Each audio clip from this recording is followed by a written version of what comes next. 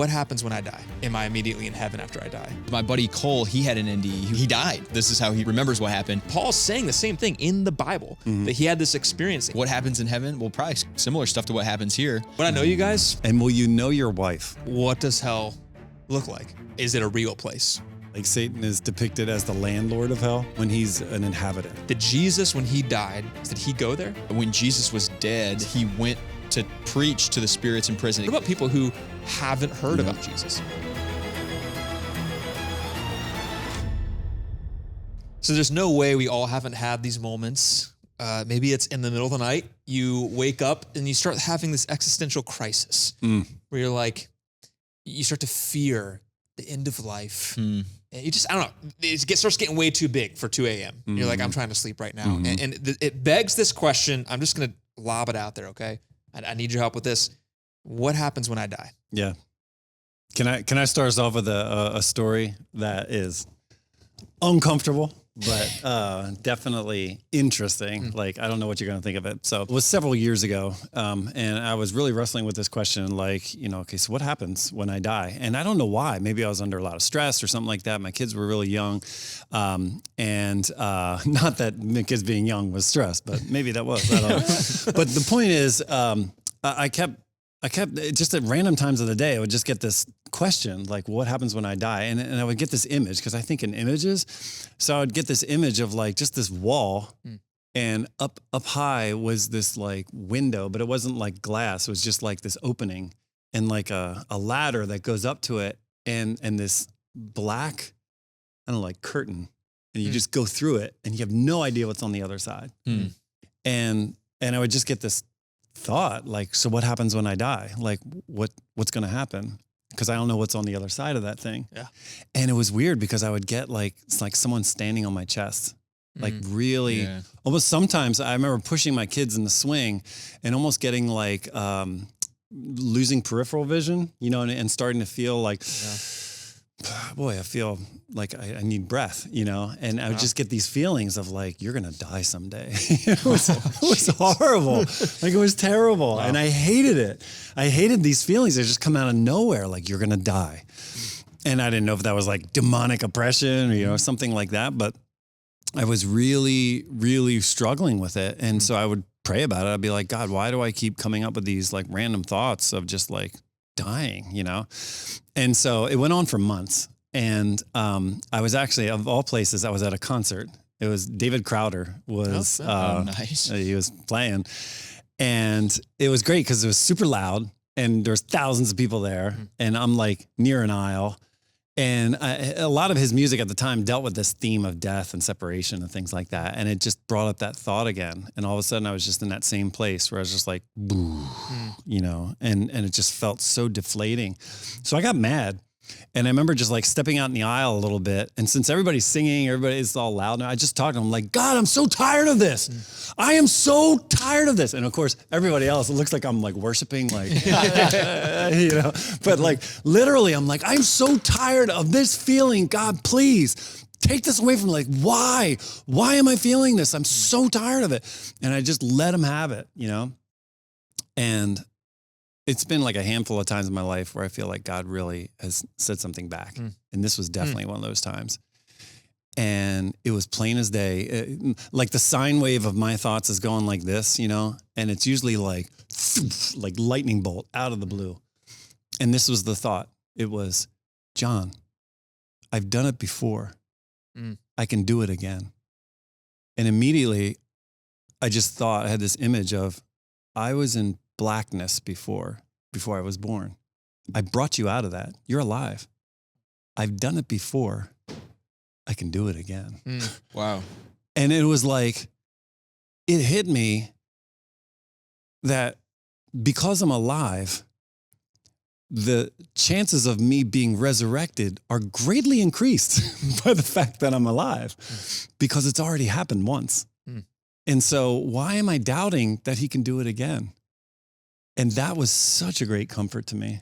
I felt like, whew, man, and now I still have from time to time like, oh, it's coming. Yeah. But I think of that revelation, epiphany, whatever it was, and it wasn't my thought. you can tell it's much smarter than I think, but like, it was such a fascinating, like, thank you. Yeah. I was so grateful for that. Like, just relax. Okay. I'm in control. I've done this before. So I know it doesn't answer like what happens immediately, but I'm at least resonating with the question. Yeah. So. Or the burden and the tension that like what you described. I'm sure there's people that are feeling like, yes, I've had that pressure, and little kids can give you a lot of stress. Yeah. Actually, when I picture the veil, this is my veil right now. It's in Frozen 2 when they get to that hazy forest that they can't get through. And it's mysterious. I've watched that movie 300 times with my kids. So now my images of death is now replaced with Frozen. So that's my world. Perfect. Adam, what do you think, man? Like what happens after we die? I have no idea. I haven't died yet. I'll let you know when I won't be able to let you know probably. But I think that's what gets me stuck is the unknown of it.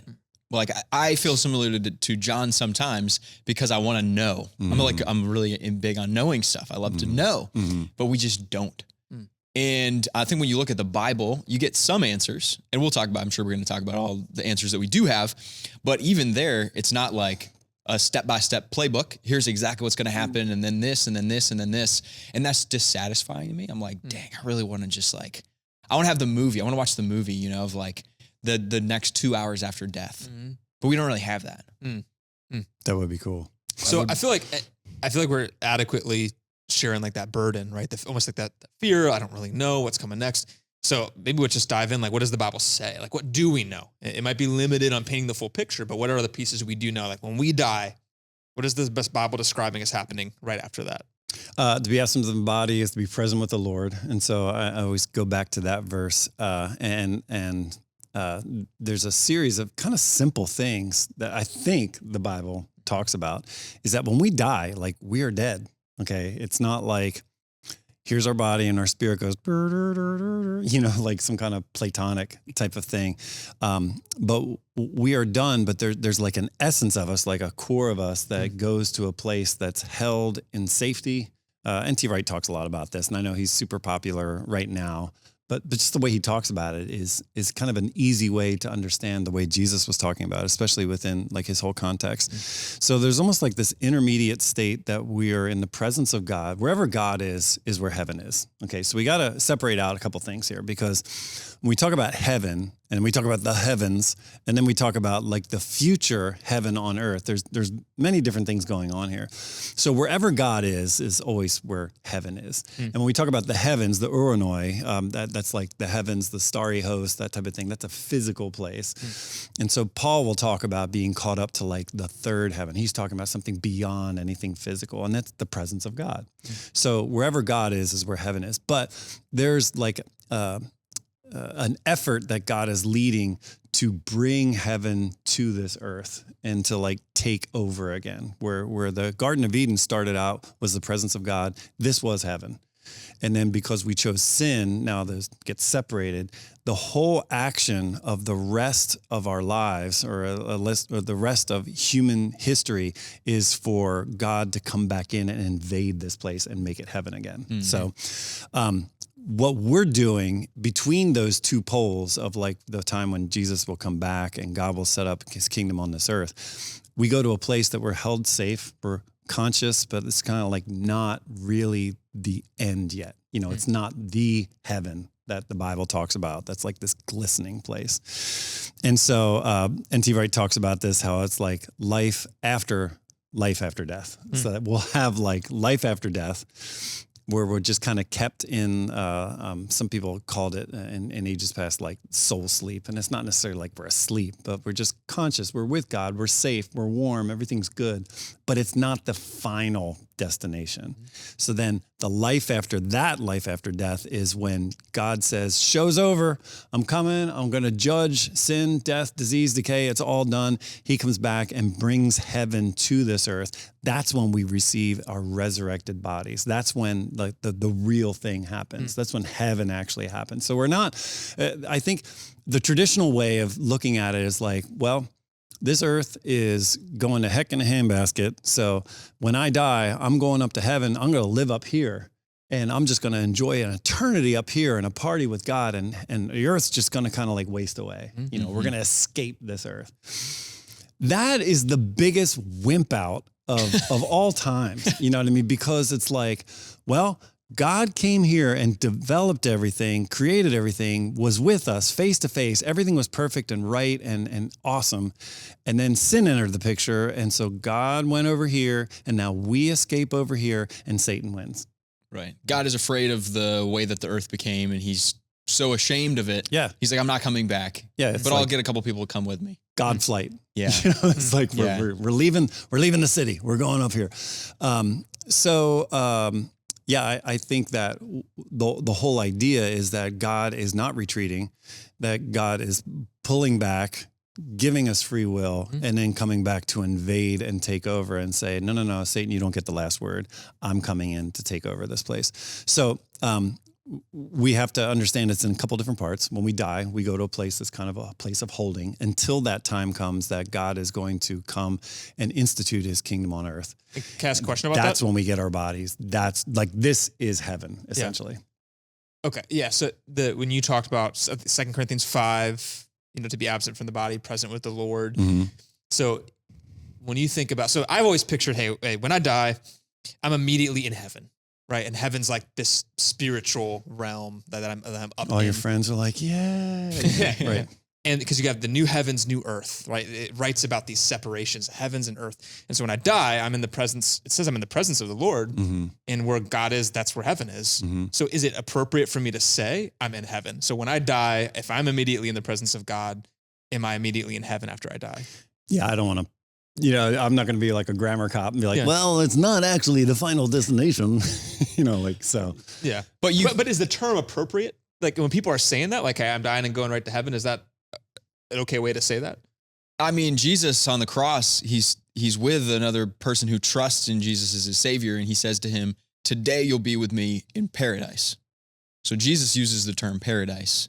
I think what John's saying is probably like, it's semantics, like you could say heaven. It's not technically correct, but also like heaven is where God is and you're going to be with God. So yeah, it's heaven, but it's not the heavens, and it's not when heaven meets earth in the new kingdom. So it's almost like, again, you said not to be grammar police about it. It's just saying, hey, yeah, it's going to be a good place to be in the presence of God.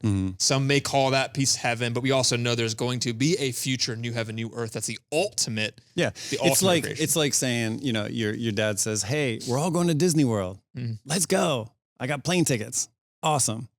So going to the airport is like dying, like you're on your way there. So you can say like, yeah, I'm going to Disney World.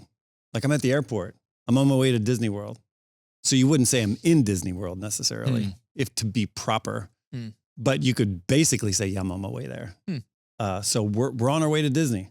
That's kind of what, when we die, we're on our way to heaven, and we are in this place until God at the fullness of time says, I'm going to bring heaven to earth. And that's when you're going to receive your future body, your glorified body that will never die.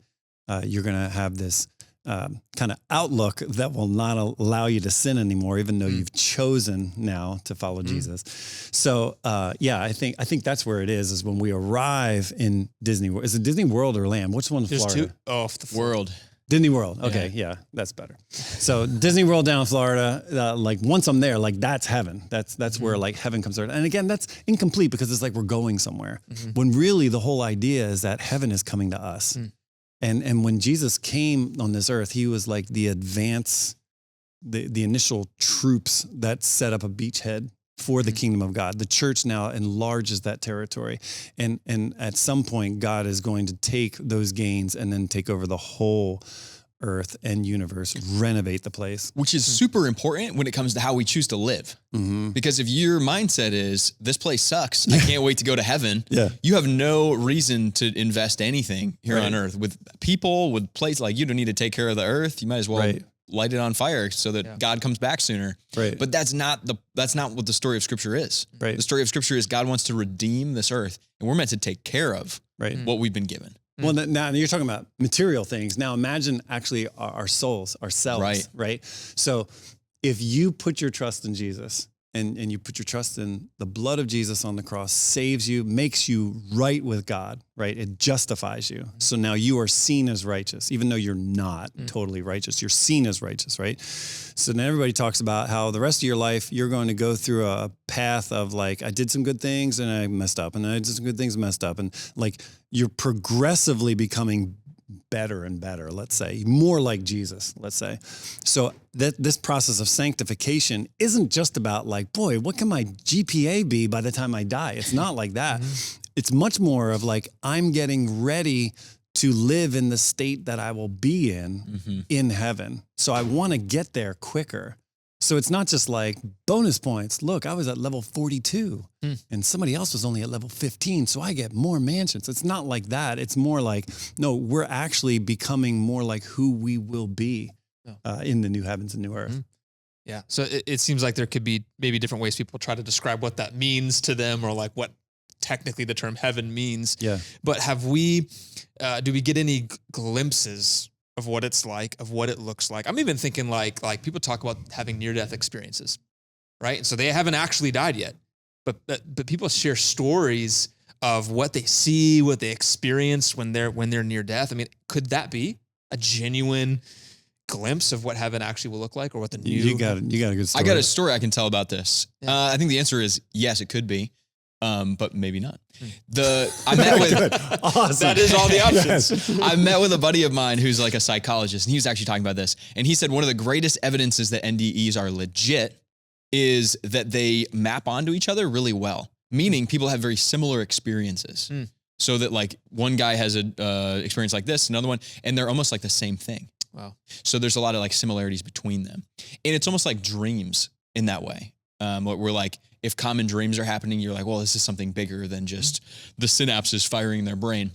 When someone dies, I think within like the first minute, their brain stops firing. The synapses stop firing. But when people have died for a long time and then come back, they have NDEs that go on like in their mental state, at least for hours. Do you know what I mean? So yeah, anyways, my buddy Cole, he had an NDE. He was getting choked out by a friend of his in high school. We make great decisions in high school. That's awesome. I've actually been a part of that. With the choker, You're talking about or where being choked? they do the thing and you pass out? Yeah, but it was like serious. My brother did that to me. Yeah. Oh, I'm sorry to hear that. That's NDE? No, No, you didn't die. I just like, all of a sudden I got up, I'm like, what just happened? They're all like, ah.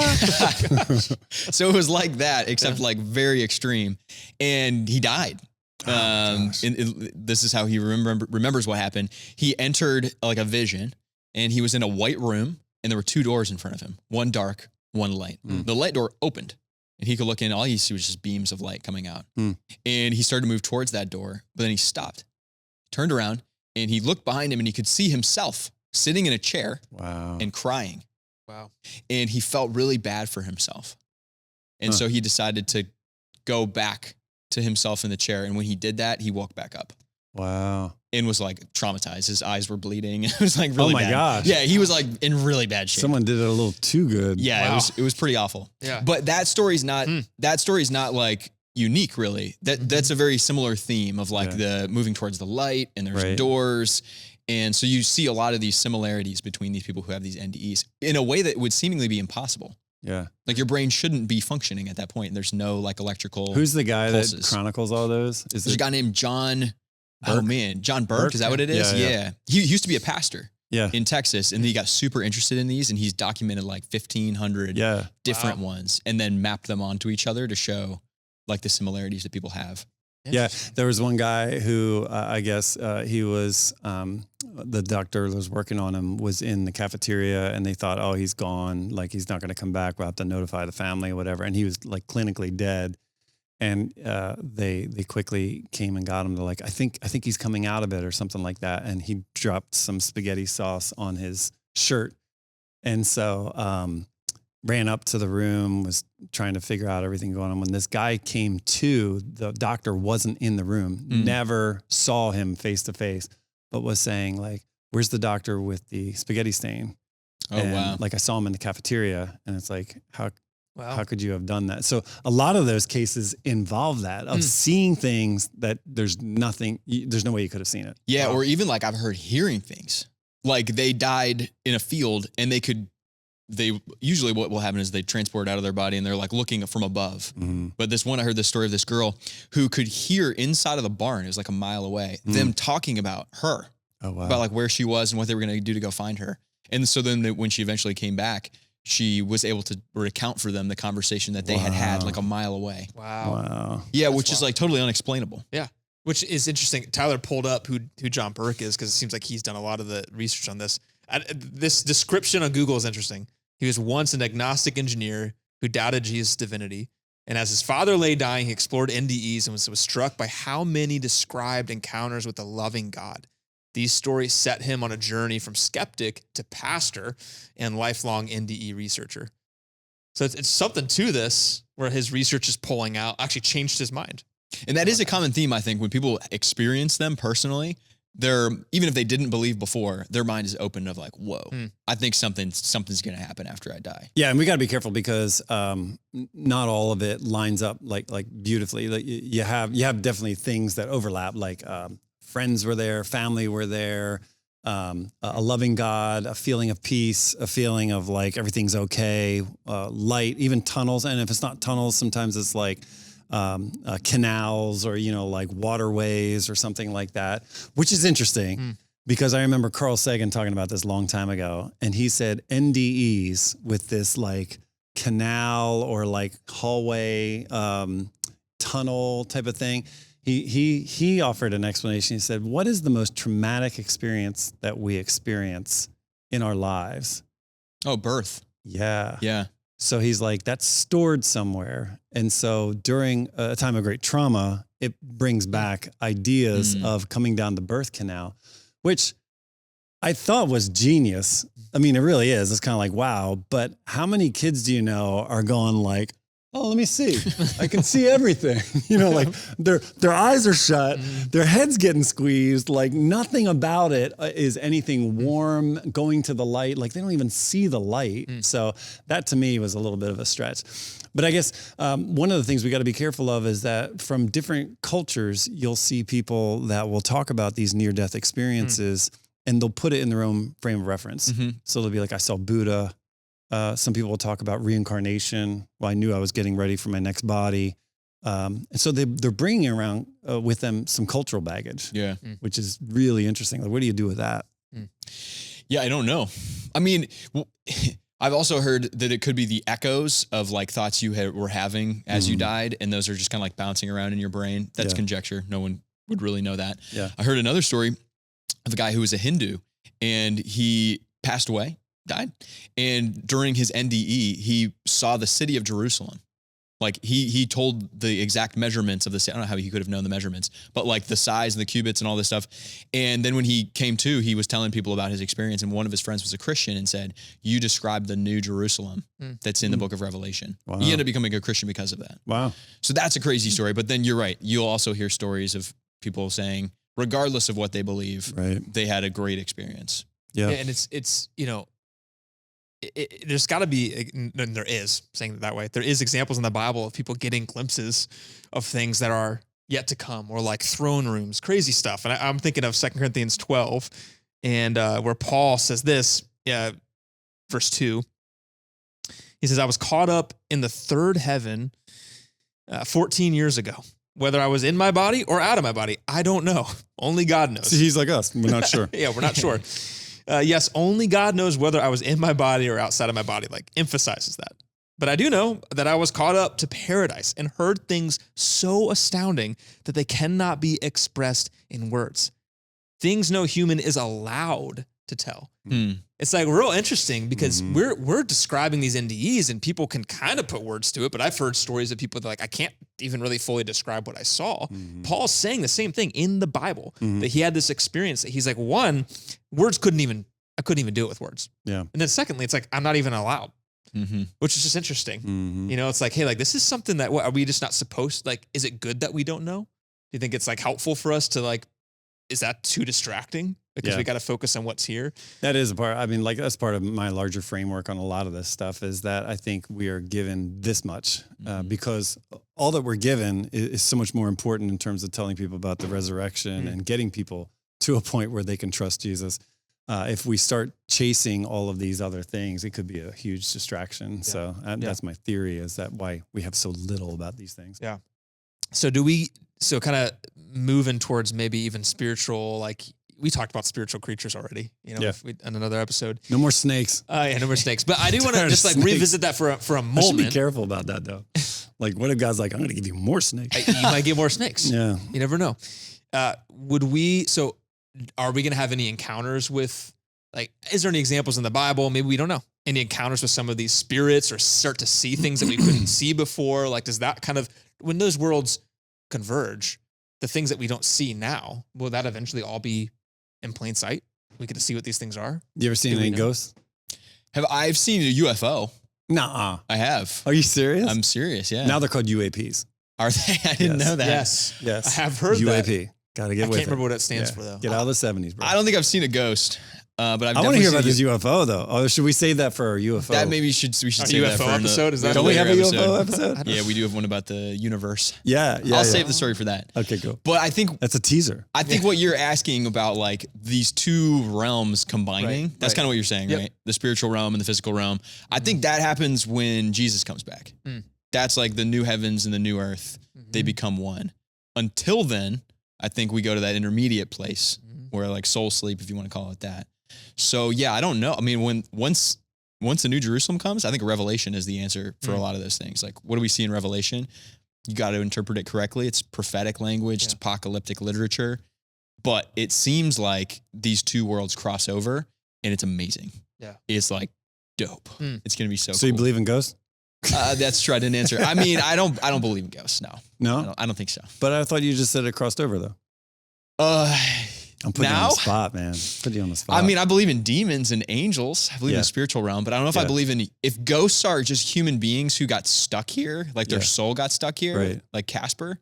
No. Casper. I don't believe He's in a that. friendly ghost. So I want to sit on that for a second, because I think there are beliefs out there that loved ones, will kind of watch over us. Yeah. Or after they die can see us, and maybe not in like a mainstream Christian way of thinking, but like that is a way of thinking of like, hey, is that at all biblical? That this intermediate space, will we be aware? Like, would we see the world play out? Do we know anything about that? Has the Bible talked about that? Yeah. I mean, like, where when Jesus mentions, I was just talking about this too. The bosom of Abraham. Yeah. Fixed chasm between here and there, and you can't have any contact between the two. And again, that's folklore. It's not necessarily something we can say, well, this is teachable. So do you think that story, because that gets debated whether it's like a parable or like true to form, could that be theological accommodation, that Jesus is just like, well, they understand Abraham's bosom, so I'll tell the story in a way they get? Theological appropriation. Yeah, or is it like, no, Jesus said it, so this is how it is? Do you know what I'm saying? Yeah, I think we got to listen through the ears of the people there, and he would have been like, well, you know this story. It's like this.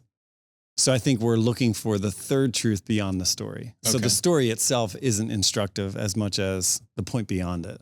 Yeah. Because in that story, everybody's like conscious and aware. Right. And that's about Sheol. So this is before Jesus came back. There's like a grave, and there's a good grave and a bad grave. Kind of like one's paradise, one sucks. But everybody's like aware of everybody that's there. Right. But you're saying, listen like an ancient Hebrew would have heard that story. Yeah, and I'm answering your question, like, are they able to see us? And I want to go back to even like the ghosts, because like, are there ghosts? Obviously, people have felt like there are ghosts, and even there are words for ghosts. What's the passage in the New Testament where someone shows up? Maybe it's Peter that shows up, and they thought it was his ghost. Maybe it's his ghost. Yeah. So there are words for ghost, apparition, spirit. Like there are all kinds of words for this in the New Testament that people will use. That's available to them in the vernacular, but there's really nothing taught about it in Scripture. So when Peter shows up, they're like, "Oh my gosh, it's this ghost!" And it's like, who told you that? Like, where'd you get that from?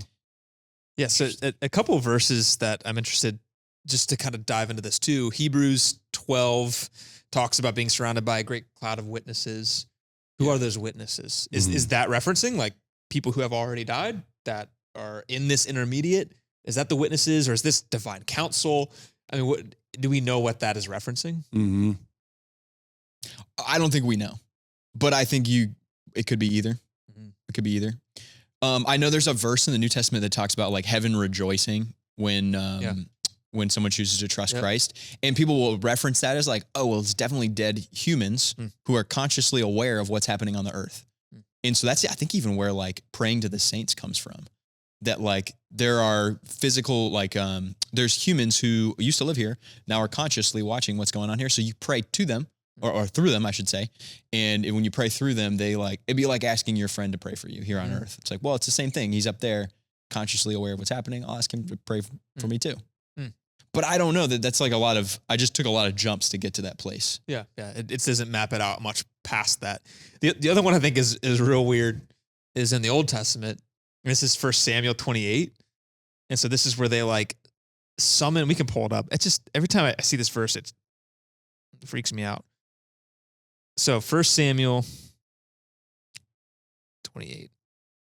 And this is where Saul consults a medium is like the title of it.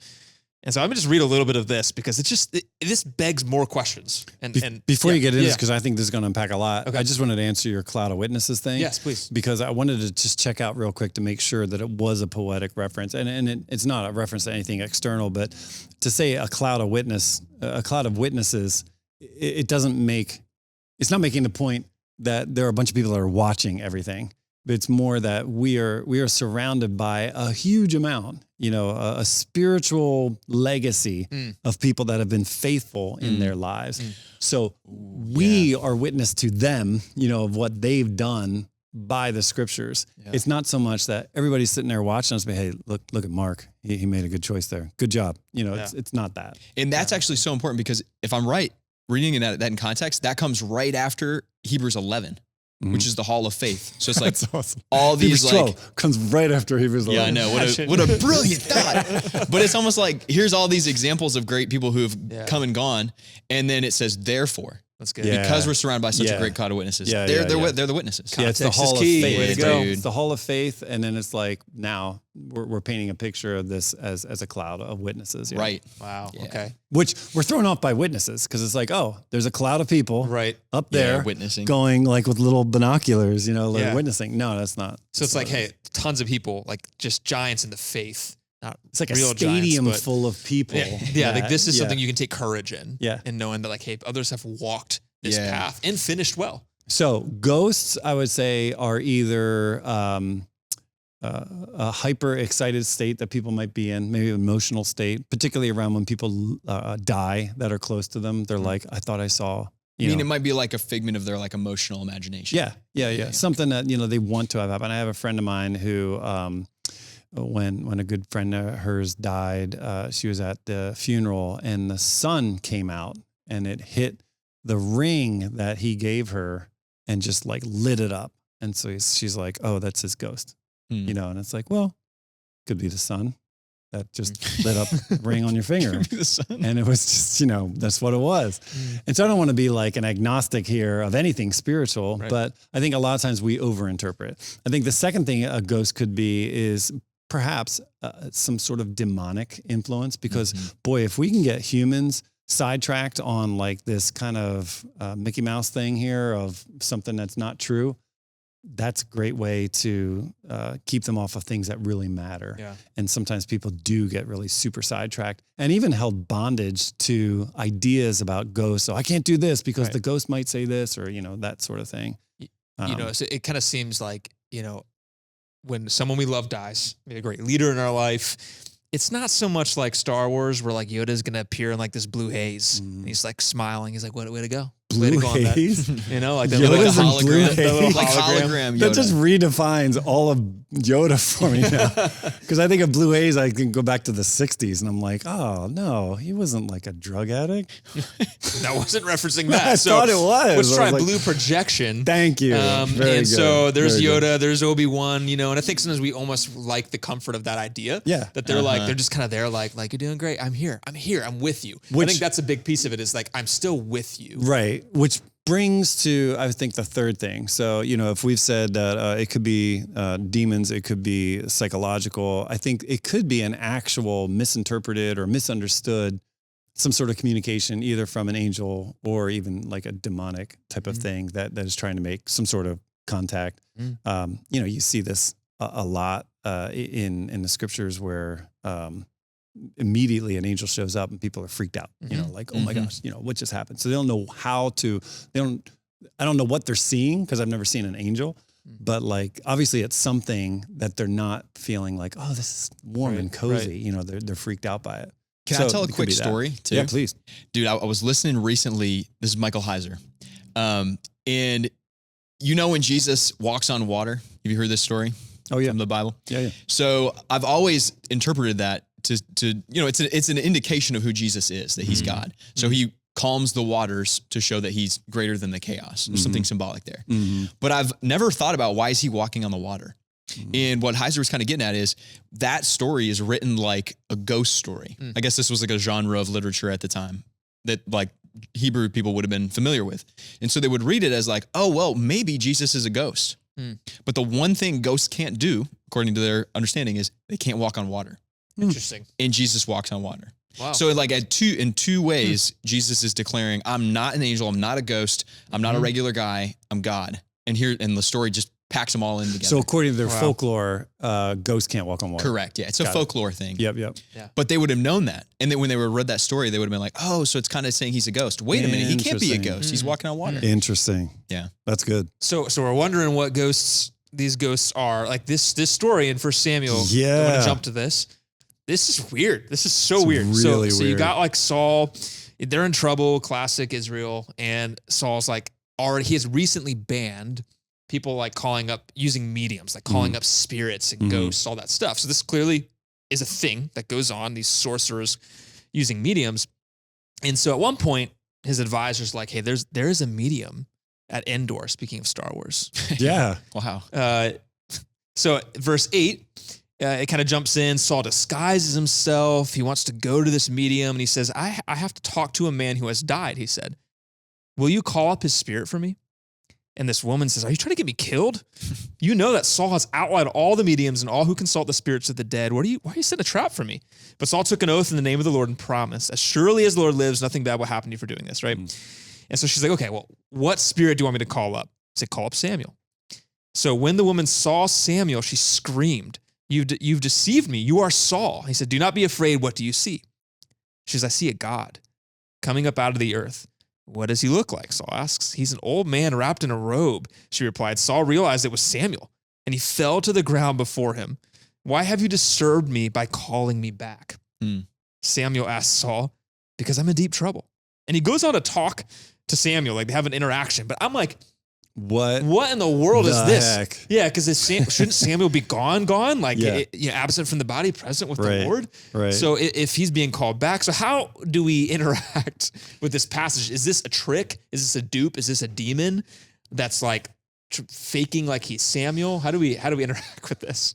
That's wild. Like the whole story is wild. And I think part of it is, you can take two parts of this. One is that it's an anomaly. It's just one of those things that God just chooses to do whatever he chooses to do. And some people will go along that route and just say, this is where God just breaks all the rules, and just kind of does this thing that seems to accord with, the idea that he's in Sheol and he's being brought up and that sort of thing.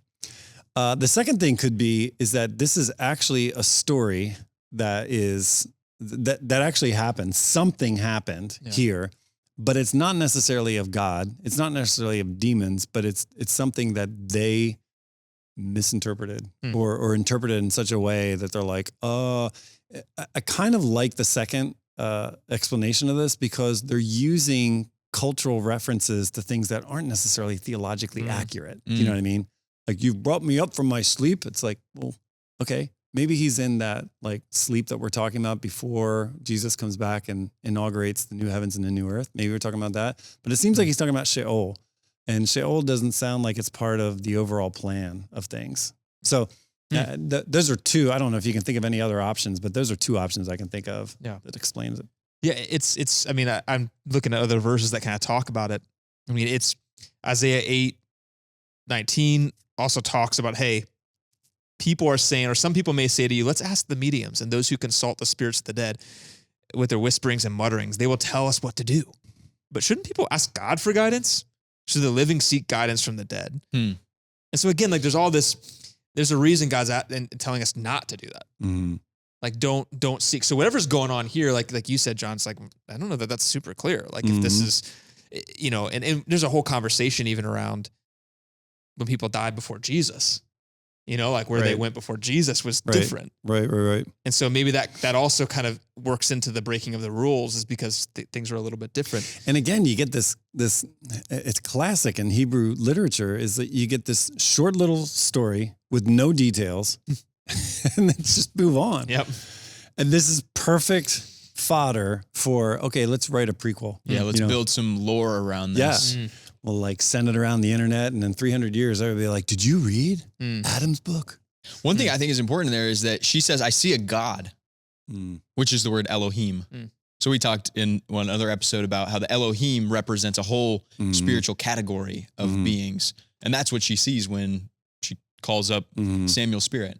So I think that if it doesn't teach us anything else, it teaches us how they think about the spiritual realm. Yeah. Or maybe there's a backstory that she's a witch, and this story is double counting. One is to teach her to stop messing around with spiritual things, and the other is to process this through with Saul. And so just to hit this real quick, because I mentioned it, before Jesus came, before he conquered death, like we had talked about that in other episodes, like he came, he conquered evil, he conquered the grave. So before that happened, where this doesn't really impact us, but people in the Old Testament before Jesus, when they died, where did they go? Was it the same kind of thing, or was this referenced differently in the Old Testament? Where did they go? Yeah, I would assume they go the same place we all go, to just kind of like be with God until he inaugurates the new heavens and the new earth. Okay, so there's no, like you think about other terms, Abraham's bosom, purgatory. There's all these different terms used about after death kind of stuff. You're saying it's not necessarily a different category in Old versus New Testament, before and after Jesus. It's all the same. Well, I think what John's saying is like, there's a difference between where did they go and where did they think they went / like where did they talk about going, right? Is that what you're kind of getting at? I wrote down some verses in the Old Testament about like what happens after you die. And the Old Testament does talk about resurrection, that like eventually we'll be resurrected, which matters a lot because Jesus fulfills that.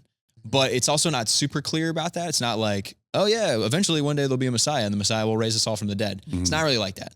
But a couple places that does talk about the resurrection is Psalm 16:10. David says, you will not abandon me to the realm of the dead. Which is that word Sheol, which is like the place where everybody who dies goes. But then it seems like there's a good part of Sheol and a bad part. Good part is Abraham's bosom. The bad part would be like Hades. That bland, black and white type of flavorless existence. Everything goes to 2D. Yeah. Psalm 49:15, God will redeem me from the realm of the dead. He'll take me to himself.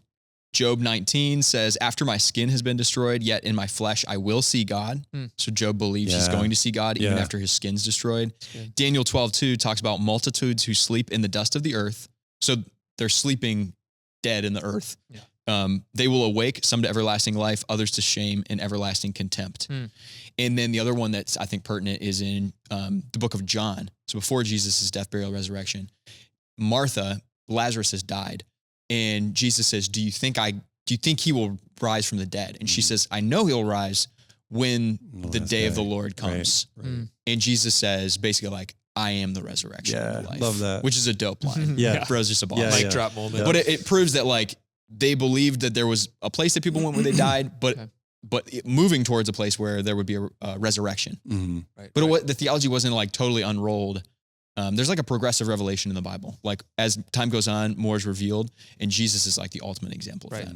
Right. Yes. The first fruits. Yeah, he's the first fruits of those who have fallen asleep.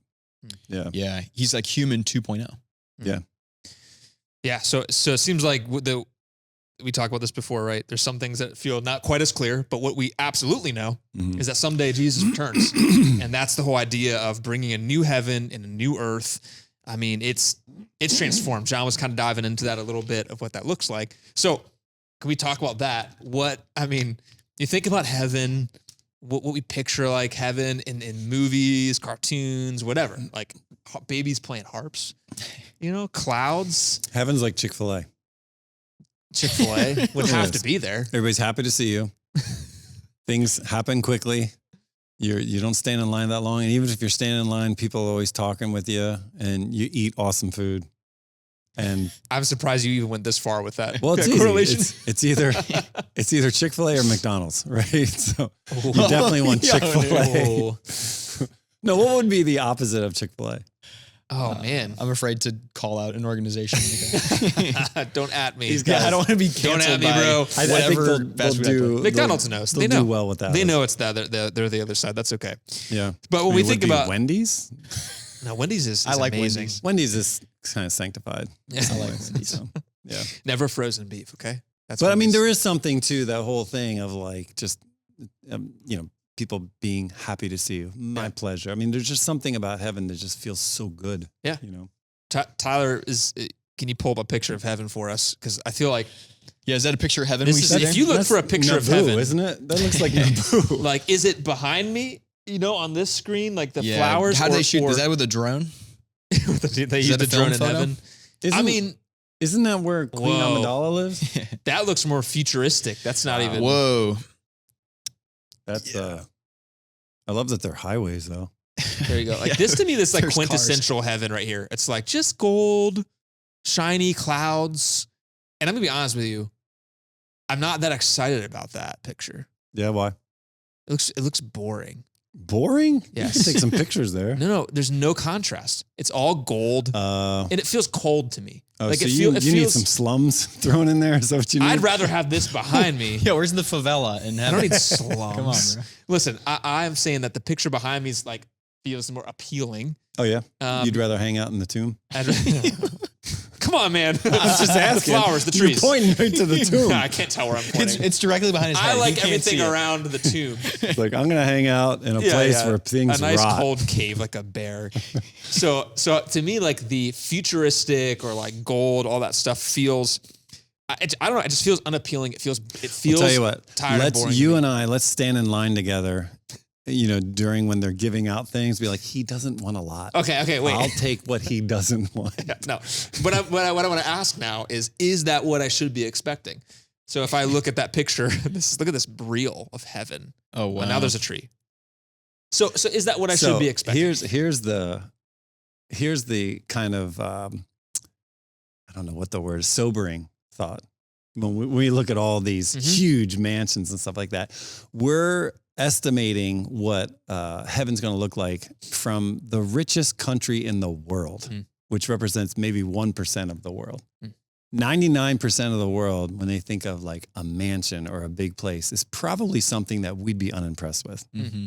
So I wonder if when we get to heaven, having been in such a wealthy environment all our lives, are we, I don't know, are we setting ourselves up for, like, you don't need all of that. I don't know how I'm trying to phrase this because I don't want to say like we'll be disappointed. Obviously, won't be disappointed, but like 99% of the world is looking for something that the rest of the people we live here, we'd be like, oh, that's nice. Yeah. Well, you know what's funny is like I think underneath that is a mindset that's wrong. Yeah. And the mindset is like heaven is about me. Yep. What I get when I get there. And I think I feel that way sometimes when I look at how Revelation describes heaven. I'm like, that doesn't sound like what I enjoy in my life right now. But heaven's not about me. Yes. It's about God. Right. And about showing his glory. Right. And it says what happens in heaven. Well, probably similar stuff to what happens here, except that God's there. It's just like if God's full presence is there in his glory, we can't even imagine that. Nope. Like that's why things are different there. That's why there's no sun. God is the sun. Yeah. And there's streets of gold to demonstrate how regal God is. I don't know if there actually be streets of gold, but the point being like, it could also be why there's so little written about it. Like it would blow our minds. Yeah. I mean, the stuff that we know that it's God's dwelling place, right? I got 5 things here. It's God's dwelling place, Isaiah 6, Revelation 4. It's a place of eternal life and peace. We know that heaven is described as a realm without death or sorrow or pain. So he wipes away every tear, Revelation 21. It's a city of splendor. It's heaven is pictured as a magnificent city, New Jerusalem, streets of gold. We've seen all of it, gates of pearls, all that.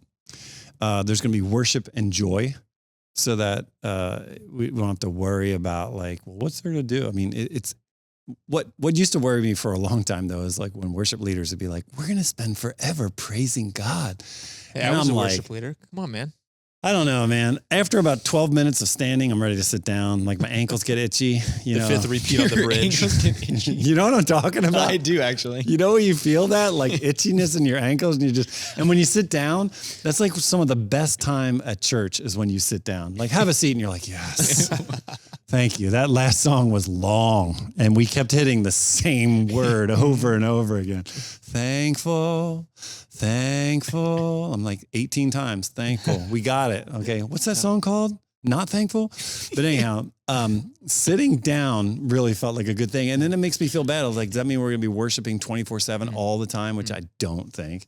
Yeah. But I mean, worship is more than just singing. Yeah. And then the fifth thing is that there's perfect harmony and restoration, that heaven restores creation, unites everything under God's reign. So that's what at least the Bible tells us. And I think, so your picture right there of singing the same songs over and over. I grew up and that was like the picture in my head was like the song that was on repeat. I could sing of your love forever. What is about the repeat thing? It's just but it's like when you hear worship, you do think in our brains like, oh, like that worship moment where we all sing, like that's the most holy moment. But you think about it, we've referenced this as well, is that the Garden of Eden, like God set up that perfect place and gave Adam a job. Like, I mean, Adam got to do stuff and live in more like this, you know, not the tomb. So I think that to me, there's comfort in knowing, okay, I'm not saying cool big palaces can't be fun to see, but the idea of like being able to have joyful work and God, like clearly we were designed for earth to be on this planet. And the Bible tells us a new heavens and new earth. So like that piece of it's big. You know, and I actually heard Jonathan Pekluda talked about this once. I can't remember the name of the church he's a pastor at, but he talked about like, hey, what if we just thought about it, you know, when God creates a new heavens and new earth, one, like you said, God's not running away from his creation. Be like, oops, let's nuke it. It's like, no. I'm reclaiming. I'm reclaiming. And like we lift off it and we go back down on this new earth, right? Like this kind of, we talked about that intermediate place, that state. And then think about this. This is more exciting to me, is there's a lot of places I'm not going to get to go before I die. I've seen pictures of it. I've seen B-roll on my Apple TV where I'm like, that looks cool. And I click on to see where it is. China, I don't have plans to travel to China. It's not you can't, but you might not. I might not. And even if I like the ice wall in Antarctica before you flip off the edge of the disc. I wasn't picturing that one. You're going to miss that? I wasn't picturing that one. But I think about these places that I'm like, I am not going to end up at these places. But how cool to think that a new heaven and new earth could also, the worship, it could also be just marveling at the splendor, like you mentioned, of what God has created. And having the opportunity to see some of that in its perfect condition. Yeah. Like to me, that's more exciting to me than harps and clouds. Well, you got to remember, looking at this from a first century Jewish person sees gold and, you know, jasper and diamond and like all of these jewels and things like that. There's a heavy amount of symbology there. And not that we have to unpack all of that, but what we can derive from that, it's deeper than we're thinking. So I would say, if I'm thinking through the 5 biblical things that we just talked about in terms of like what heaven really is, for me, and I want to test this out on you guys and see what you guys think. I think it comes to me like five different things that I think of that are more practical. Like what am I going to enjoy in heaven? So the first thing is this. I believe that heaven is a place where we are reconnected to the original intention of being created. In the garden, they were told to subdue it. What do you have to subdue? There was something to overcome. It was work. You know, like you're supposed to till the ground, be fruitful, multiply. It was a garden, not the woods. Yeah. To have a garden, you got to take care of it. Yeah. So, I mean, that tells me, and again, in a symbolic way, like there's stuff to do. It's not like, when I was a kid, I was like, well, heaven sounds kind of boring. You know, I'm going to be in a toga. I'm going to have a harp. I got to learn how to do a harp. I'm going to be sitting there eating grapes. And, you know, all of us, we all had this idea, you know what heaven's like? And I remember having conversations with like Bobby Friday, Josh Friday, like these kids in my neighborhood, like heaven's going to be like, if I want an ice cream, boom, there it is, you know? And like, where does the Bible say anything like that? Like we're going to become gods. And again, it's not about us. It's more like, no, we're going to be reconnected to the original intention of why we were created. Subdue the earth, fill and multiply it. And so that means we'll have jobs. That means we'll be concerned with things, which means some things might be difficult. Yeah. You know, it's not just like a heavenly, like everything's given to you, like you're on a cruise ship somewhere. And if we have jobs, work to do, does that mean we'll have like, money, bodies? Will we like resemble something like what we look right now? Will there be a physics to it? Yeah. Could you potentially like bump into things, be like, oh, and there's no more pain. Like, you know, I'm deeply sorrowful about something, but pain is a good thing to remind you that like, hey, take care of your arm or whatever, you know, like, could you potentially like break your arm on a ski trip, you know, and then in the name of Jesus, and it just goes back, you know what I mean? Stubbing your toe in the middle of the night. Right. That one's bad. Oh, wow. That hurts. I don't think that's like a product of the fall. I think that just is. It's part of our biomechanisms. And I think there's going to be a biomechanism in our new bodies and a physics in our new bodies that will necessitate us having to figure out what all that is. So that to me makes me feel like, okay, cool. So I'm actually like, I'm integrated into something. It's not just like everything's brought to me. I think all of us as humans would lose the will to live if everything was like ice cream. Ping. You know, like ice cream would be. We think that would be good. I don't know if it really would be. A great book on that, Garden City by John Mark Comer. Really, really cool look. Well, it just describes what you're talking about. We think it would be good to be in a place where you don't have to work, but could you really live that way? Yeah. We all want tasks to accomplish.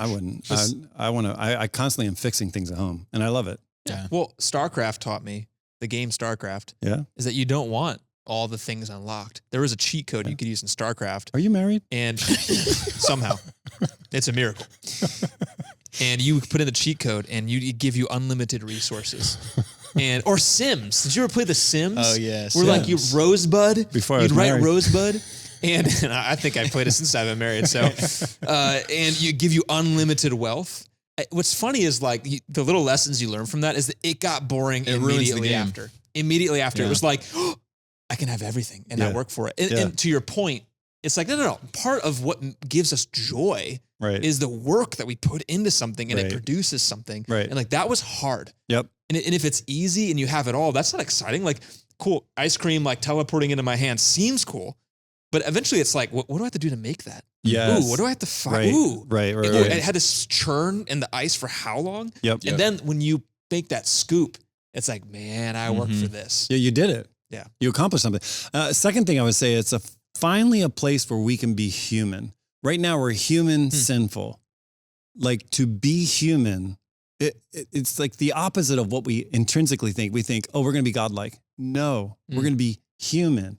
And what does human mean? It means the emotions, the strengths and abilities that we were created for. So is it possible to see somebody with a bigger house in heaven and not feel jealousy and be like, that's awesome for him. Wow. I am so excited for him. That's what it means to be human. What it means to be human, is it possible? And this is conjecture. Obviously, none of this is necessarily scriptural, but is it possible that we might have a day where we just feel blue? Like, I just don't feel like doing anything today. Is that a sin? Is that a product of the fall? It's a very human-like type of thing. Are there going to be days where like, I just want to paint, you know, like I'm just feeling this emotion. I got to express it or whatever. I just think there's a whole range of like awe, longing. Is it possible to be frustrated? Be like, man, I really want to get this done, but I can't get there yet. Is it possible to be frustrated and not sin? And be like, I'm going to work at that thing. And I'm going to, because then part of what the beauty of frustration is that overcoming it makes you go like, I did that. Yeah. And if everything's just given to us, I don't know if we can be human. Yeah. Part of what makes a human is free will and that we're not robots. Right. If we go to heaven and we become robots, are we even human anymore? Right. Probably not. Right.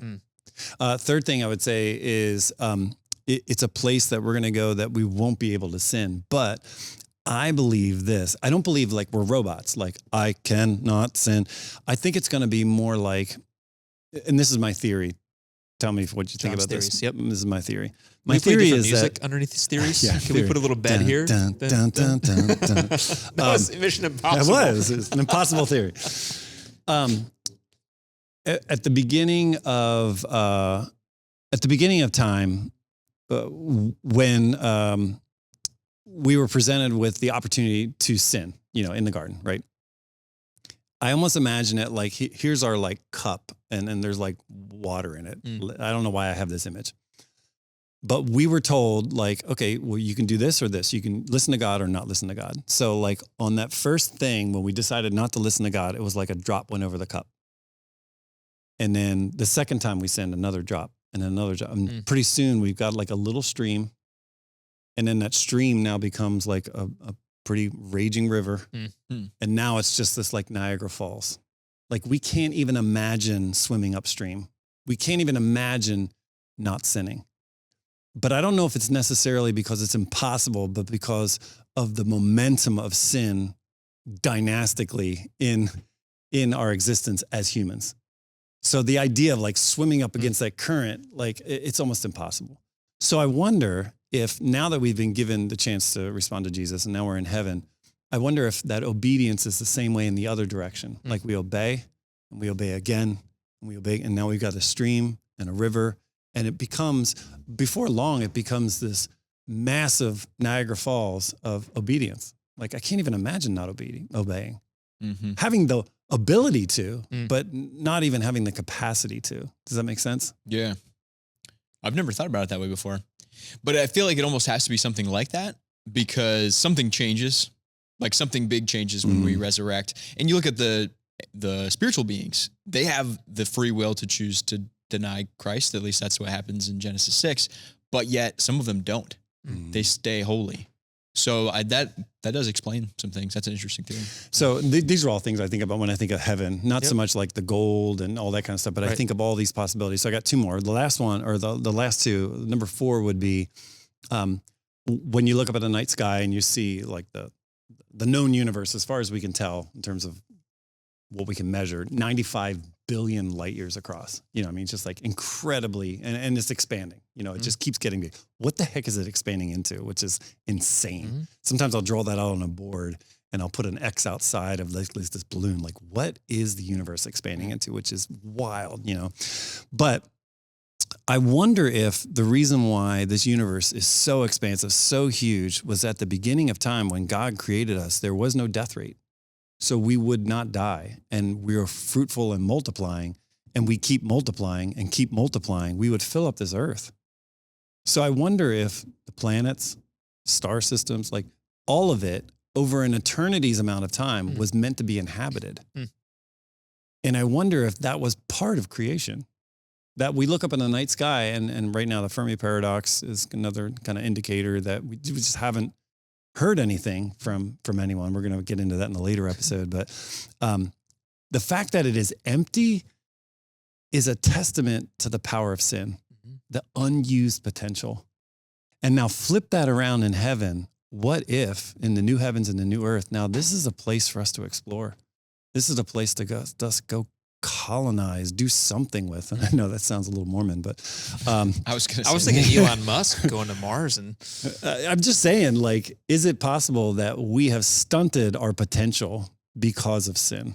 Yeah. And that by this time, if we were with God, we would be venturing off and exploring other. And so that to heaven to me is like that. Is like, well, what untapped potential is there out there? Yeah. And then the last thing would be we finally connect with the intention, the original intention that God has created us to be. There's something that God originally intended us to be a part of. And we're in this little detour called sin. We're going to reconnect.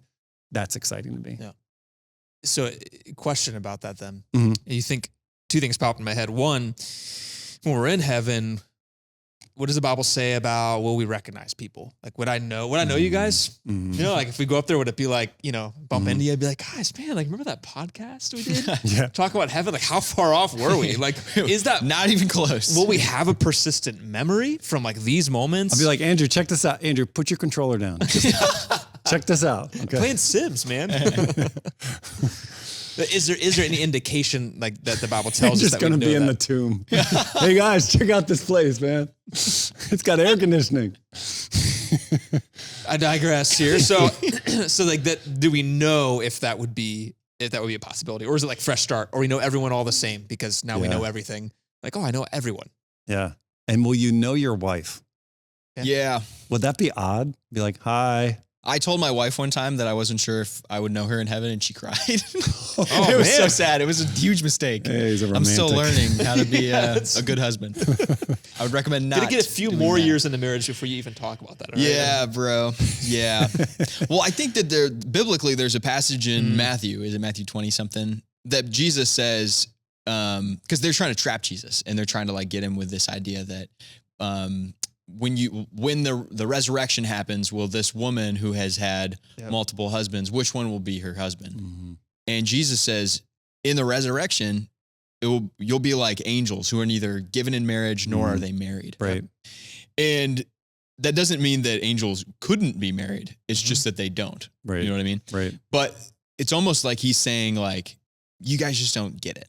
Like you just don't understand. Like when the resurrection happens, it's just going to be different than you think. Mm-hmm. That's how I understand it. Mm-hmm. So that doesn't mean you won't know your wife. It's just not going to be like that. Yeah. Mm-hmm. It's just it can be different than that. Yeah. Yeah, that's Matthew 22:30. For when the dead rise, they'll neither marry nor be given in marriage. In this respect, they will be like the angels in heaven.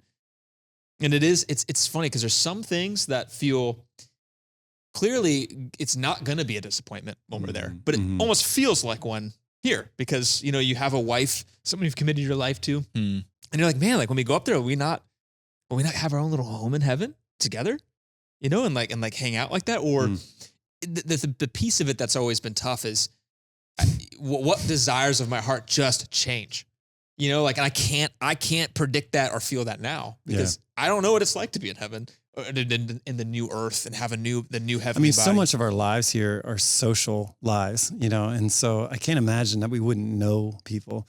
Yeah. It would also involve like people we knew that hurt us. Yeah. That will be transformed by being there. Yeah. And so heaven's one piece of the picture, more fun to talk about. But what about people that don't know Jesus and they haven't decided to follow him? So what does hell look like? Right? Is this eternal separation from God? What's the picture that we have here? Do we really actually know much about what that would actually look like? Are there, you know, of course there's images. We know that I'm saying that. And like, what does hell look like? We can Google that right now. And everyone's going to predict what this is going to look like. This apocalypse, fire. Look at this picture, just constant war. Yeah. Doesn't look good. Volcanoes. It does not look good. I always resent in these as how like Satan is depicted as the landlord of hell when he's an inhabitant. Right. Right. He doesn't run it. Big difference. Because we're told he's cast into hell. And God, Revelation even references like it was prepared, a place prepared for Satan and his demons. And so, yeah, it's different than him being down there with his pitchfork, like calling the shots. Right. It's like Dwight Schrute when he's like, I imagine myself as the landlord of hell. It's like, what? There is no landlord. Everybody that wants to be, and I think that's the crucial thing, is that it's a decision. It's a decision to walk away from the giver of life. And so I always picture it this way in a very like broad sense. When we decide to follow Jesus, it's like we were walking, all of us, we were born into this world, walking toward death, walking towards sin. And we were heading in the destination of self, everything I want, whatever matters to me. Excuse me. And so when God reaches me with his grace and I'm able to turn and repent and walk the other way, and repentance is basically turning around, walking the way by the grace of God, the scenery is so different. You know, on the one hand, I'm walking to blackness, death, decay, disease, all of it. It's sin leads to death. That's what the Bible says. When I repent and turn around, I am welcomed into the kingdom of light, you know, where it's like always spring. Everything about God is about life. It's like he's always budding and creating and like sustaining, and everything about him is so good. So when we choose not that and we head the other way, it is just a logical extension of so many steps after each other of saying, this is what I chose. So it's not like God is picking up people and throwing them into hell. It's more that this is the logical next step for someone who said, I don't want anything to do with that. So what does hell look like? And is it a real place? Yeah, it's real. It's a real separation from God. So there's language used by Jesus to describe hell, and he describes it as awful, like place with gnashing of teeth. There's fire, there's darkness, which, by the way, there's fire and there's darkness. Right. It seems like fire would eliminate the darkness. So he's using language that seems at sometimes symbolic, but just it's a bad place. And like John was saying, if God is everything good, imagine a world without anything good. It would not be great. Once you get into the specifics of like what exactly is it, it's hard to say. I know in Revelation it talks about a lake of fire. So what's currently hell, Hades, Gehenna, will be thrown into the ultimate lake of fire. And so there's almost like hell on top of hell. And that's at the final judgment. Prior to that, you have a place of weeping and gnashing of teeth where the worm never dies, as it says in Jesus' account. There's a book that's really helped me with this, two of them actually. One is called The Skeletons in God's Closet by Joshua Ryan Butler. Really, really interesting and helpful look at hell. And then the other one is The Great Divorce by C.S. Lewis. And this is conjecture because none of us have been to hell, and C.S. Lewis hasn't either. But he talks about how in his perception in this book, it's a fictional look at like what would it be to take a bus ride from heaven down to hell. And hell is sort of like the result of your own decisions to move away from God. It's like a prison that's trapped from the inside. So if there was a trap door, they pulled it shut. And they could get out if they wanted to, but they don't want to. They won't choose that because they've already made that decision that they won't. And in hell, everyone is moving away from each other. So they talk about at one point, I think Napoleon Bonaparte is the character that they're talking about. He's like, well, like, is Napoleon here? And this character's like, yeah, he's here, but he's so far away that it would take you hundreds or thousands of years to get to him. Because in hell, everyone wants to get away from everybody else. They want to build their own little kingdom and they don't want to be in contact with anyone else. So it's like ever expanding into like nothingness. And the more that you're there, the worse that it gets. Because it's just it's like a compounding factor of your own selfishness, and it just a spiral downward. Wow. I know, in the New Testament, they'll be thrown in the outer darkness where there will be weeping and gnashing of teeth, which describes more of a psychological state of being, not necessarily so much like what the surroundings look like. In Isaiah 66, it talks about the maggots don't die there. The worm dieth not, which means that there's always something to feed on. Imagine in this world where there's still the grace of God, and we talk about common grace, where God keeps us all from like annihilating each other. We've developed weapons that can destroy the world 50 times over, right? Can you imagine being in a place where there's not the common grace of God, and then not even having the ability to end your life, but you just keep destroying each other and keep destroying each other? And so that's why, when you had mentioned Gehenna, that's the southern trash spot, where sometimes fires would pop up, and it smells bad. It's where things go to die. There's rot, disease. It's everything the opposite of life. And so that's why people have talked about like the lake of fire or something like that. Not necessarily that God has dreamed up a torture chamber, but more that people who don't want anything to do with life wind up killing themselves over and over and over and over again. Wow. And so we think about this place, hell, Hades, all these like terms for it. Did Jesus, when he died, before he rose again, those 3 days, did he go there? 2 Peter seems to indicate he went somewhere. It's hard to say. This is a debated topic because it says we should look it up. Can someone look up the 2 Peter? Oh, you got it up there. 1 Peter 3:18. Yeah, let's just read it. It says, Christ suffered for our sins once for all time. He never sinned, but he died for sinners to bring you safely home to God. He suffered physical death, but he was raised to life in the spirit. So he went and preached to the spirits in prison those who disobeyed God long ago when God waited patiently while Noah was building the boat. Only 8 people were saved from drowning in that terrible flood. So some people have interpreted that to say that when Jesus was dead for those 3 days, he went to preach to the spirits in prison. It could be either the spirits of the sons of God who have been chained up in prison, like the spiritual beings, the B'nai Elohim, or it could be the humans that died during the time of the flood, who then Jesus is giving them an opportunity to be saved. Or either of those options, but he's not giving them an opportunity to be saved. He's instead just basically saying, like, I won. But I don't think so, because he's preaching. What was he? That I don't know. That doesn't seem like God's character to preach and be like, "You guys suck, losers." just to taunt them. Yeah. Hey, look what I did. Yeah. After all his whole message on earth, that's all he went down there to do, right? Yeah. There's sort of like examples. I don't think there's anywhere else in the Bible that even references that outside of that verse.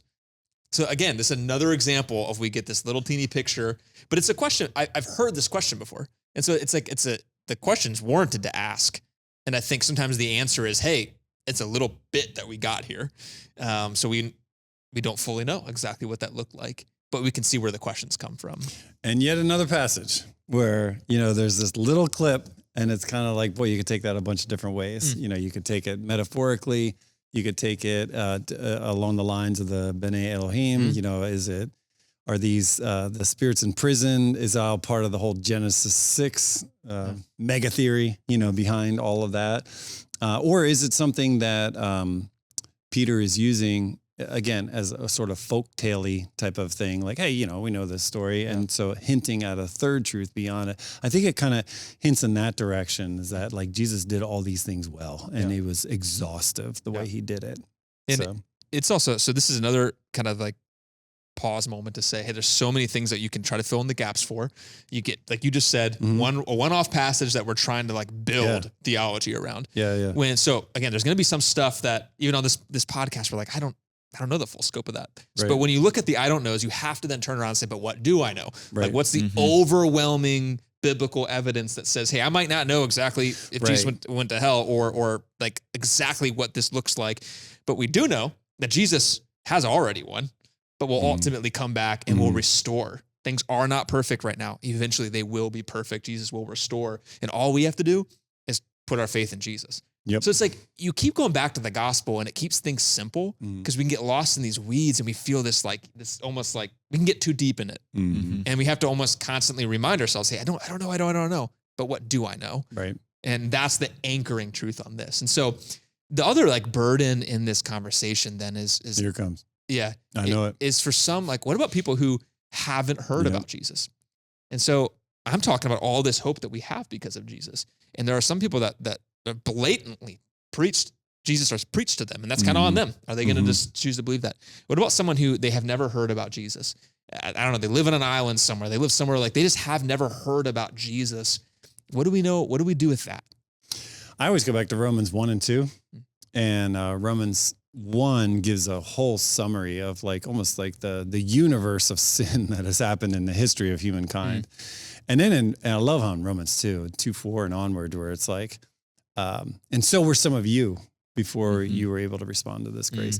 And then at some point he says, don't you understand that God's patience to you is how he shows his kindness to you? And I'm paraphrasing, but man, he is so patient with us.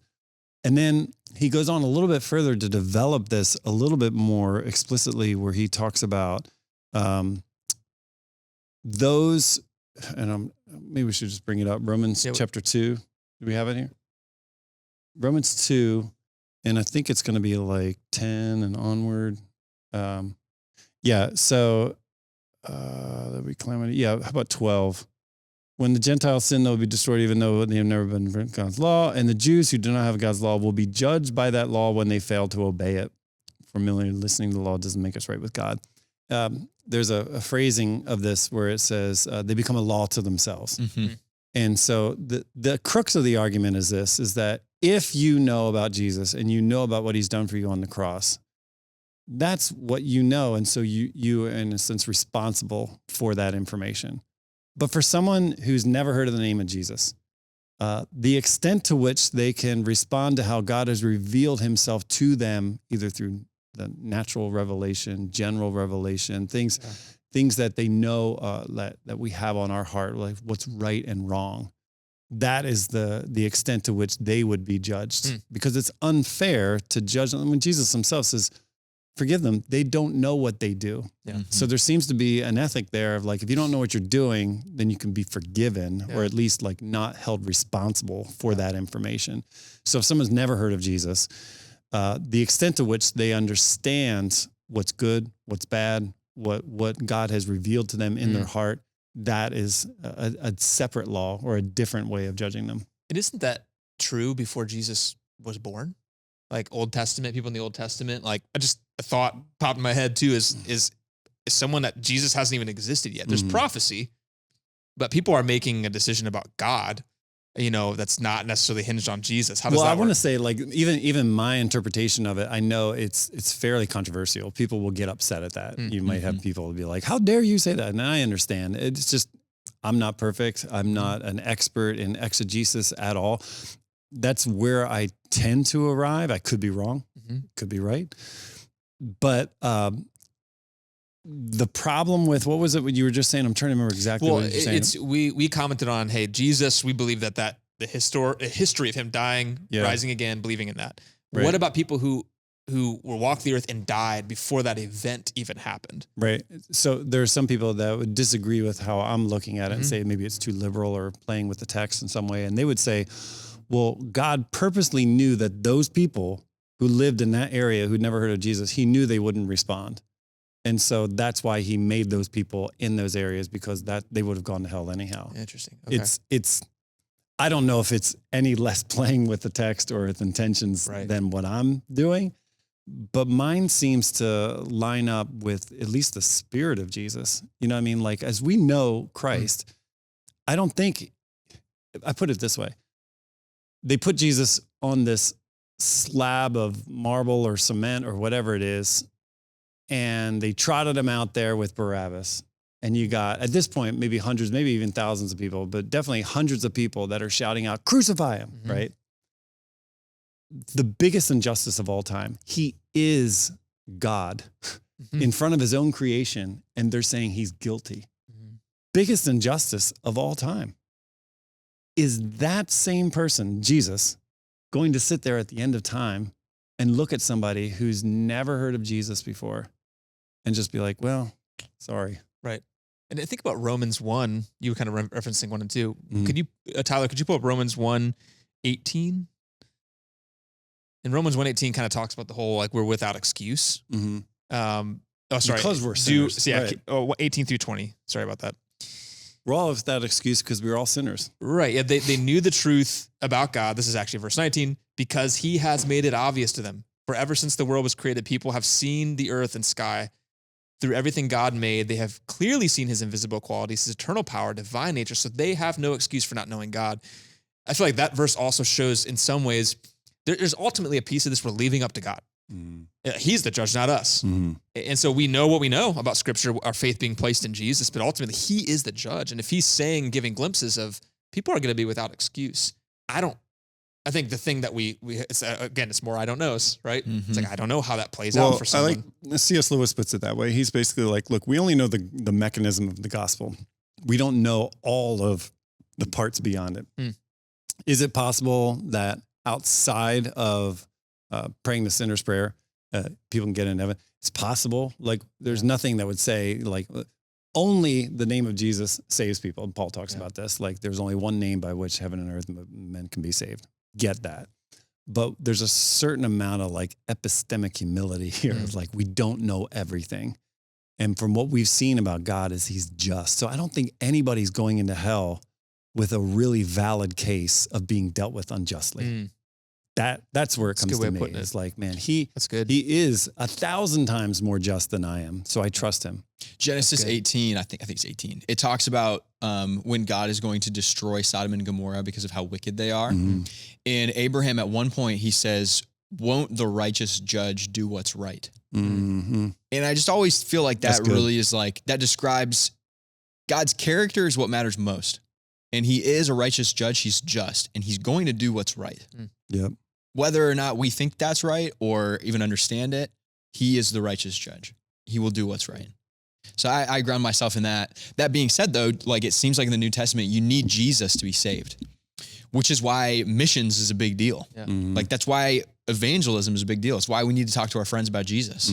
Like we have a duty to live out. Right. I almost feel like I'm going to pray like it all depends on God and then live like it depends on me. And the part that's up to me Where'd you is, get that from? I That's don't know. good. Did you make that up? I did not make that up. No. That's good though. No, but I think I got to live that way because it almost seems contradictory at first. You're like, well, do I need to do anything? Because God saves those that he wants to save. Yeah, you got to do something. You got to go out and tell people about Jesus. They need to confess that he's Lord. Yeah. That's good. That's good. And because at the end of the day, we got to do this what better than my just thing though? it's better. Was it? They work together, I think. Just kidding. Because I thought my just thing was pretty good. They're both, clip them both. You know, that point of, at the end of the day, we're told what to do. Jesus gives us the Great Commission. It's like you don't just squirm out of that because you're like, but he's already going to pick some, not pick some, predestination, free will, all these topics that are big. They're big. Right. But at the end of the day, you're not getting out of that Great Commission of I'm invited into this and I have to leave the rest up to God. Like you said, pray like it depends on God. Live like it depends on me. Well, I just think it's weird sometimes people will be like, so you're telling me that Jesus is the only way to get into heaven? And I'm like, well, yeah. Well, I just don't worship a God like that. I don't believe in a God that could do that. And I break that point. I'm like, so let me just get this straight. You disagree with the way he's doing things. It's not that you don't believe him. Well, I guess so. Okay. So it's not that you're saying you don't believe in him. You just don't like the way he's doing things. Right. Okay. So that's the first thing. You don't agree with the way he's doing things. Who's smarter? Like who actually knows what they're doing? As categories, you have a God and you. Who would you trust more? Well, I guess I would trust God more. Okay, so then it's really not about that then, is it? It's about like what you want versus what you think is right. Yeah. And that's where we come full circle. And a lot of people, if they're honest, they're like, well, maybe you're right. Maybe I just don't like that idea. Okay, well, now we're being honest. Yeah. But it really has nothing to do with this overall approach to somehow that like God does it wrong. Because we trust that if he's God, he knows what he's doing. Yeah. So let's get even more complex here. We're talking about trust in Jesus. That's how you are saved. That's your salvation. It's how you get to heaven, new earth, all that. What about babies? And so this is a tough one. This can be a real hard conversation too. What about babies, children, miscarriages? Babies that die, do they go to heaven? Yes. Yeah, I think it seems like it biblically. There's not a whole lot of evidence, but 2 Samuel, there's a story where David commits adultery with Bathsheba. And then because of this, God actually like causes their child to die, which is extremely sad, but it's kind of a consequence of sin. It's like when sin happens, things go bad. But David, in his like psalm that he writes after that, he's kind of crying out to God. And he says, I know you'll not return to me, speaking to his child, but I will one day be with you. I think that's pretty close to what he says. And so David at least believes he will go to be with his child. And so if he thinks that and it's in the inspired word of God, that makes me think, well, then there's solace for those who've lost a child. Yeah. Yeah. And that's another example of like how the piece I did like was the just piece. Okay. The people won't end up in hell unjustly. Like that we believe that truth about God. And you think about a baby has no capacity to have that accountability, right? We've used the term in church, the age of accountability.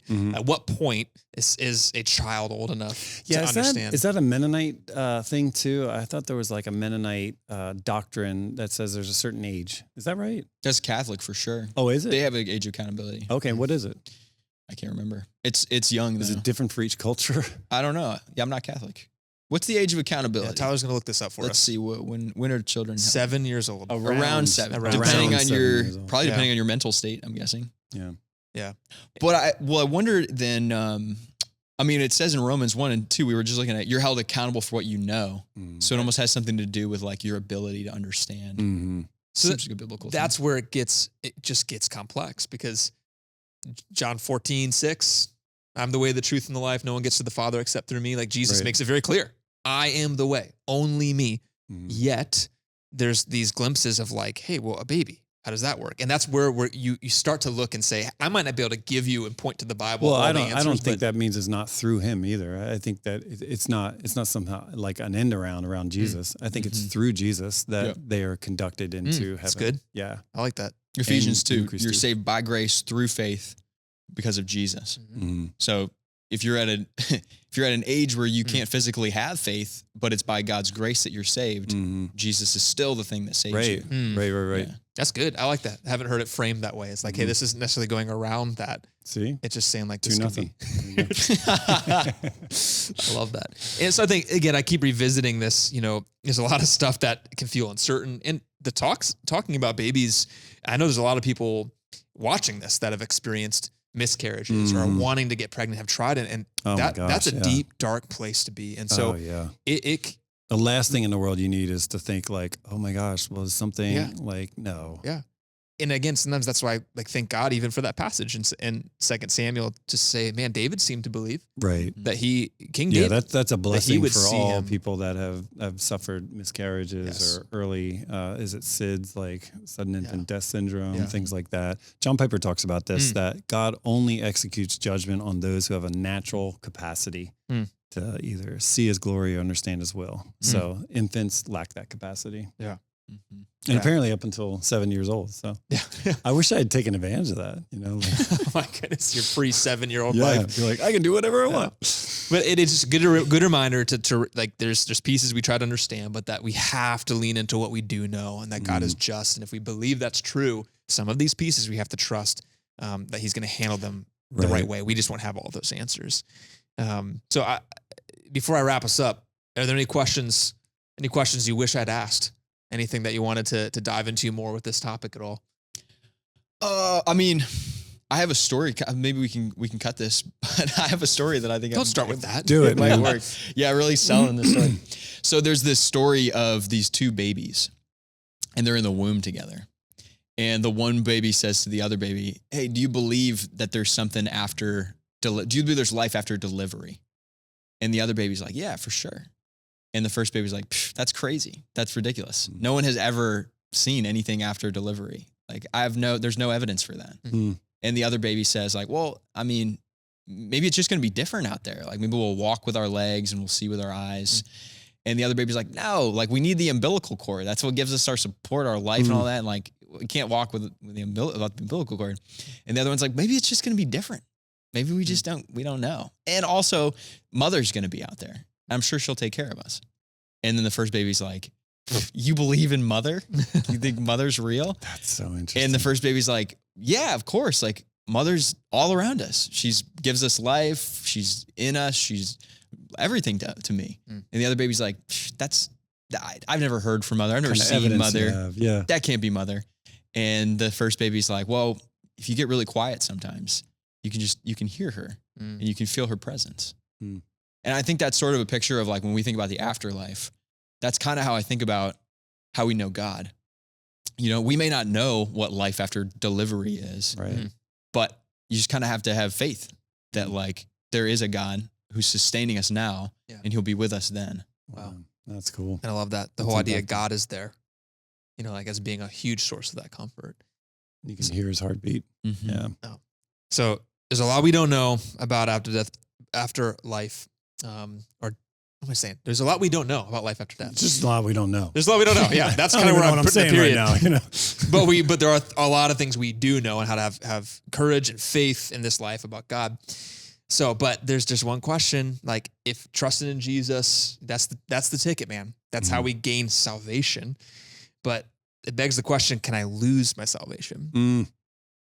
We don't have time to get into that right now. So that's our next topic. We're gonna get into in a little bit. But man, that's a huge piece of this: is can I lose my salvation? Yeah. But guys, thanks so much for just all your thoughts on this topic, man. It's been a great conversation with you.